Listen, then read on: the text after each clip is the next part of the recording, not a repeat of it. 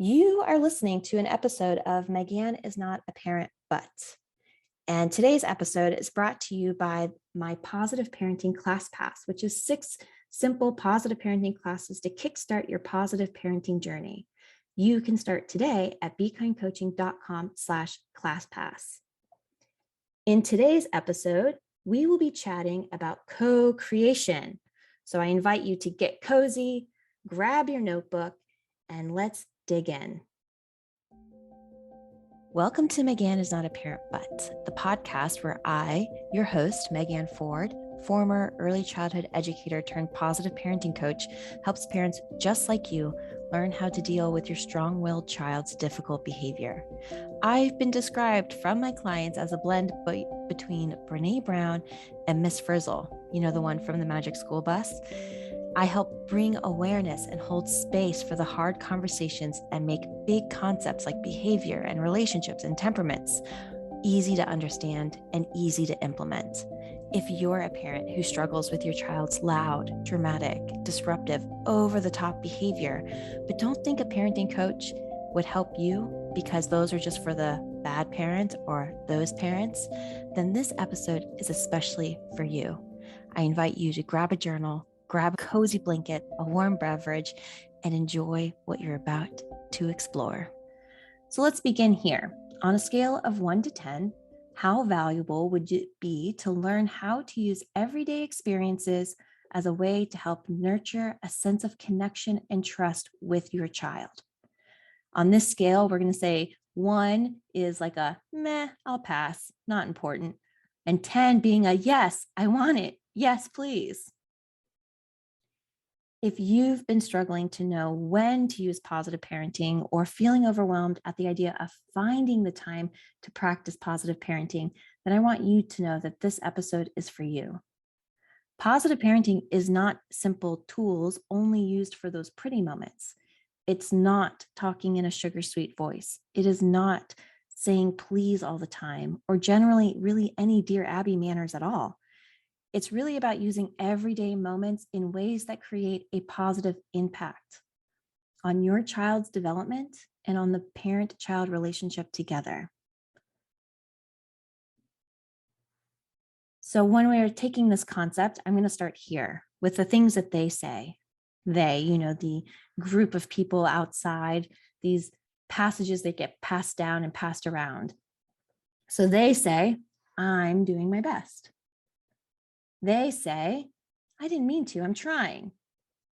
And they say, well, I turned out fine, I'll keep doing it. Here's what I say.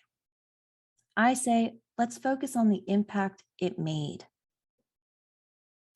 Because without that focus, repair is impossible. When we are not attuned to cluing in and accepting and looking at and holding the harm that it's caused, we can be missing major opportunities to connect and repair those relationships together. Instead, we really lean into holding on to this intention. And with that intention, there is always an explanation, a reason, or an excuse. And that's because very rarely parenting mistakes are made with malintent. You are not a bad person for making a mistake. But I am here to share that the best apology is changing behavior and healing those wounds and repairing that harm so that we can grow together in closeness. And the truth bomb in this episode is that you are the model of what taking accountability looks like and feels like to your child. When we, as the adults, focus on positive intentions, we may be leaving unrepaired relationship potholes. And then we spend a lot of energy trying to avoid those, or we start to feel like we're walking on eggshells. And unintentionally, what we're doing is we're modeling that behavior for our children. Do you want your child to justify and defend their harm? Or do you want them to repair it? That's what we're getting into on today's episode. So let's take a peek at these definitions.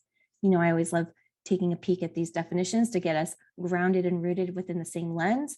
So intention is defined as a thing that was intended, an aim or a plan. The impact is having a strong effect on someone or something.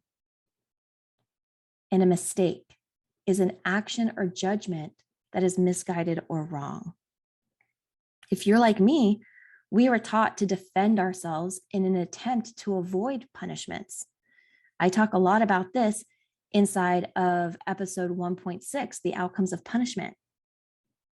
We actually start to connect that making mistakes means that we're bad people, because we start to connect mistakes with punishments. And then it would be natural that we go into defending ourselves when a mistake or harm is presented. And these common defenses are the defenses of denial, just kind of not even looking at it. Let's not even talk about it. Let's avoid it at all costs. Another common defense is blaming. We're going to find a reason for it to happen. We're going to assign some sort of blame to other people. Projection is that projection of, I'm so angry, but I'm going to make it your fault. Passive aggression is those moments of sighing or making offhanded comments like, well, fine, I guess I'll just do it. And then the acts of repression and suppression, meaning we just compartmentalize it and we put it away. If you've seen yourself in any of these, I want you to know that it's natural. It's natural to defend when we feel attacked. So a question I have for awareness is, are you interpreting mistakes, feedback, and vulnerability as attacks? When those moments happen for you and your children, are those moments pinging up defenses for you? I want you to know that a mistake or causing harm is not a reflection of your values and morals. It is human to make mistakes. It is human to feel anger and yell. It is human to slide into these defenses. The reflection of your values and morals is seen in the steps you take after you're made aware of the mistake or harm. So in those moments, are you inviting further defense and disconnection with your children, or are you modeling repair and connection? How you show up to hold this space with your children will influence how they show up in their own life, with their own friends, with their own relationships. It will be the tools in their toolbox that they use in the real world. So to contextualize this a bit more, let's imagine something. Let's imagine that you are out to coffee and chats with your best friend. You haven't seen each other in a while, and you are showing up to reconnect and share a catch-up. You meet at one of your favorite bakeries, and it's so nice just to hold space and connect with your friend. And while you're chit-chatting and connecting and sharing, you find a hair baked right into your cookie. So what do? You share this with your server. You say, excuse me, I just wanted to let you know that I found a hair in my cookie. What we're going to do is go through 4 responses. And in these responses, I want you to check in. I want you to check in and reflect on what are you thinking, feeling, and deciding in how each 4 of these servers respond. So response number 1 is denial Debbie. They say, well, I'm sorry, but our bakers wear hairnets and hats to prevent this. So that shouldn't have happened. When we check in here, does the fact of hairnets and hats solve the problem? Do you feel seen and heard and valued in sharing this with denial Debbie? What is Debbie's interpretation of you sharing the fact that you found a hair baked into your cookie? And how is that impacting your trust and coming back and the connection that you have with your friend? For me, I would feel upset. I would feel even more. I would be like, I know that you have hair nets and hats, but there's still a hair in my cookie. All right, let's go to response number 2, blaming Bobby. So when you say, excuse me, I found a hair in my cookie, their response is, oh, gross. That's why I never eat the cookies here. They are the worst. The bakers never wear their hair nets, and that's why this keeps happening. Well, check in. Does the fact of sharing their experience, what they would do, what they enjoy, that they should be wearing the hair nets, that they don't wear the hair nets, does the fact of sharing their experience help solve the problem for you? Does that help you feel seen, heard, and valued? What is the impact of your trust in that bakery? The third response is Judgy Julie. Judgy Julie says, I don't see the hair. Are you sure it's there? Are you sure it's not just your hair? Maybe it fell out of your head? Does questioning the validity of the hair in your cookie help solve the problem for you? Do you feel seen, heard, and valued?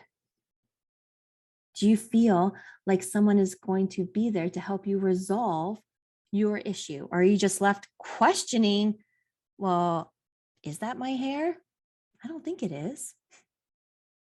What is the impact in that response for you? And the fourth, connection Connor. Brain break moment. All right, I know that I can go deep way fast. So let's just take a pause here to take a deep breath in and let it out. And listen while I let you know that this episode is brought to you by me, Megan, and my Positive Parenting Class Pass. Positive Parenting Class Pass are 6 simple positive parenting classes to kickstart your positive parenting journey. Those classes include Positive Parenting 101, which is a class that is just designed to give you the first steps in what positive parenting is and what it is not. Second class is Emotional Validation. In this class, we dig into how can we show up to have your child feel seen and heard in their lived experience. The third class is Setting Boundaries, all about communicating, enforcing, and allowing testing of your secure and consistent and firm boundaries. The fourth class is a class called Ending Entitlement. Inside of this class, we dig into how we are showing up using tools of entitlement and how we can start to release those tools and begin practicing tools of empowerment and choice. And we know that what we put down, they're going to pick up. The fifth class is a class all about natural consequences. This is a class that gets very clear and you'll walk away knowing what an imposed consequence is, what a logical consequence is, and most importantly, how to begin utilizing natural consequences so your children begin learning from their lived experience. And the final class is a class all about apologizing. I like to say that connection is the most skipped over step and recovery is the least utilized step. So in that step, you'll start to learn how to show up and use impactful and effective apologies so that your child knows that you see them and hear them and care about them. If you are looking to begin your journey today, then I highly encourage you go to bekindcoaching.com/classpass and dig into the classes starting today. As my free gift, you will receive Raising Respectful Kids, which is my 3-part video series all about how to stop focusing on adding on more decorations to your child and to you and to your relationship, and instead starting to reinforce and build a solid and secure foundation together. I can't wait to hear all of your amazing wins from the steps that you take inside of Positive Parenting Class Pass. All right, ready to get back to our episode? Before we get back, let's take one more deep breath together. And take a deep breath in and let it out. And let's go. They say, "Oh no, I am so sorry about that. How disappointing for you, and honestly embarrassing for us. How can we fix this? Would you like another cookie, a refund, or both?" So let's assess the impact. Does validating your experience and taking responsibility for the hair in your cookie help to solve the problem? Do you feel seen, heard, and valued? What is the impact on your level of trust? With Connor hearing and not taking your complaint as personal, but as an opportunity to step into holding and reflecting and validating that moment for you. This is why the first step in using the CLEAR method is to connect. When we show up in connection, it's ways that send the message, I see you, I hear you, I understand your experience.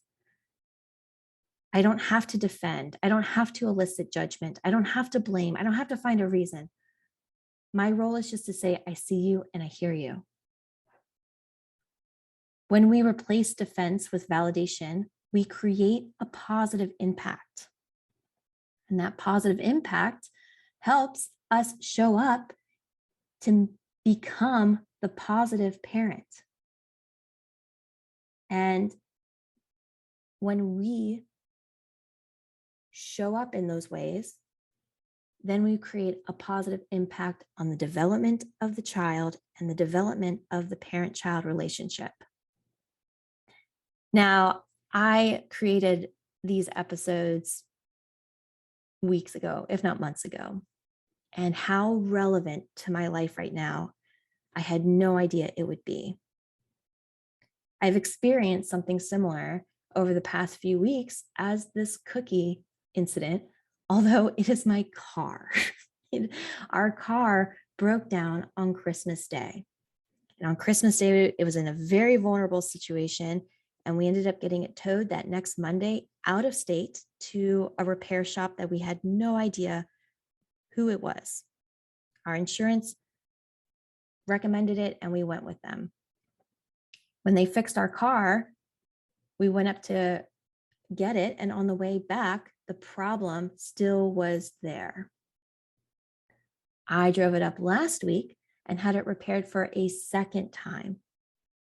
And the repair has not been fully made. Yesterday, I spent over 6 hours back and forth with 4 different shops trying to find a way to get our car looked at that didn't require me driving out of state for a third time. And I tell you what, every single person I spoke to met me with connection, met me with honoring. The original shop said, we are dedicated to finding the solution for you. We care about this. We do not want to leave you unanswered. They ended up calling someone in their network who lives in the same city as I am, and they're looking at our car on Thursday for free. And when I spoke to the shop here, he again said, we value our owners, the owners of these 2 shops, take this seriously. We know how this needs to be addressed, and we care about you. We want you to have trust in us and in your car and in our abilities. And I had a moment of connection with good old Rick and Frank. And I said, I want you to know through this whole process, I feel very supported. I feel very heard.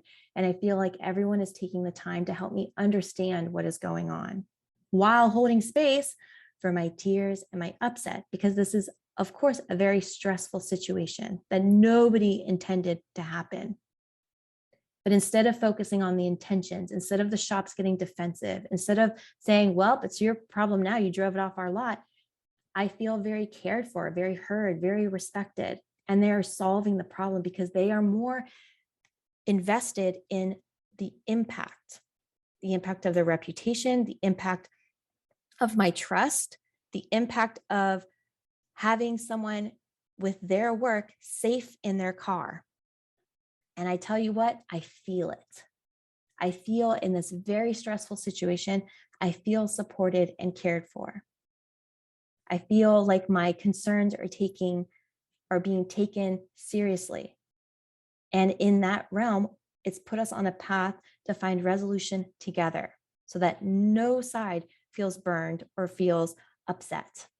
And I think that that is something that is very rare, especially in the car situation. I feel like it's very rare that in a case like this that's now been going on since December 25th, that we're working towards resolution together. So in closing, I share that story because I just think, wow, what alignment that I had no idea when I created this episode or mapped out these episodes of how relevant and how applicable in everyday life this work is prevalent. So in closing, I invite you to consider, what are you blaming your behavior on? Are you blaming the kids? Are you blaming your stress? Are you blaming the weather? Are you blaming the pandemic? When we can become aware of that, we can start to assess what is in our power and in our control. The next question I want you to consider is, when looking back on their childhood, what do you want your child's experience to be? When they find the hair in the cookie, or when they have car troubles, what is it that you want their reflection when they think back to those moments of sharing those stress and struggles with you as their caregiver? Who do you want to show up as? And then the third is, are you resting or leaning on your intention? I want you to hold that question for a bit. When we're resting in our intention, we know we're trying. We know we're showing up. We know we're doing the work. When we're leaning on our intention, we're defending our mistakes with those they say statements like, well, I'm trying my best, or I'm learning, or I'm doing it. We feel like we're sharing our intention in that defense. So let's pause there. Let's rest there. Let's trust in that. But let's not lean on it. Friends, I am so thankful for you coming, digging into this topic, showing up to check the reflection and see what you have looking back on you. And coming up next week, we'll be talking about the 3 assumptions that I make of all the parents I work with. I know coming to work with a parenting coach is something that is deeply vulnerable. It is something that is very tender. And I know that there's a lot of blocks to that. And I think when we talk about the assumptions next week, I think we can start to remove some of those blocks together. Better yet, if you want to come join live and stay for the Q&A after, I invite you to. I live record these episodes on Tuesdays at 11 a.m. Eastern on Zoom. And that Zoom room link is posted in our Facebook community, Positive Parenting with Megan Ford. There you can find the link and come and show up and stay for the Q&A. Along with that, I invite you to share your work. Now that you've taken notes and if you've had any thoughts or takeaways, I really want to know. And there are 3 ways to share that. The first is to leave a review on Apple Podcasts. The second is to share your thoughts and takeaways on social media and tag me. I love seeing the screenshot of the podcast episode with your thoughts and takeaways. Also, which episode you're listening to. I always find that so curious. And the third is to share your thoughts inside of the dedicated post inside of our Facebook community. This helps you show up to stay accountable to implementing and taking action, and that action will create that positive impact. Thank you for tuning in and staying to the end. My mission in life is to help support parents in feeling supported and empowered in doing this work. I do that through this podcast, through my Facebook community, through my classes and coaching. And if you're ready for the next step, I want to invite you to dig deeper into the emotional validation class, which is the connection class inside of Positive Parenting ClassPass. This class will help you balance your parenting toolbox by helping you connect with the child in a way that helps them feel safe, seen, and heard. To get started today, you can join at bekindcoaching.com/ClassPass. Can't wait to see you next week. Bye, friends.